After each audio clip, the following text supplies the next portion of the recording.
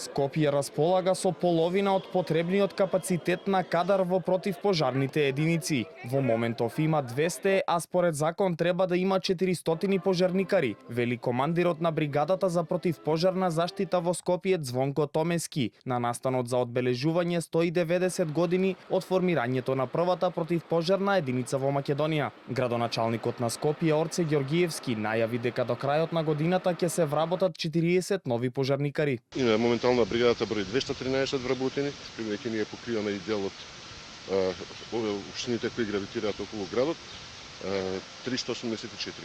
Спроведовме еден јавен повик за вработување на 20 нови пожарникари, а до крајот на оваа календарска година уште 20 дополнително.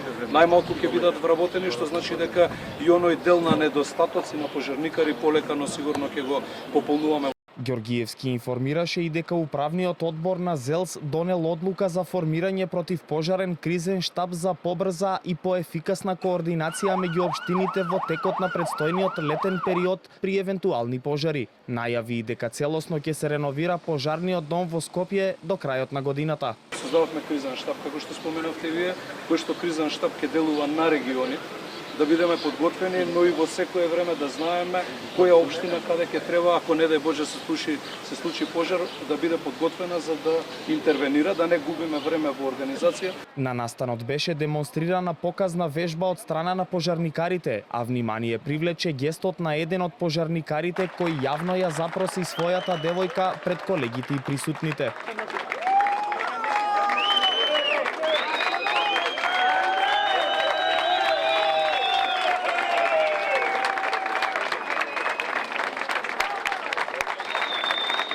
На церемонијата се промовираше и ново игралиште во дворот на противпожарната бригада, а беа доделени и благодарници.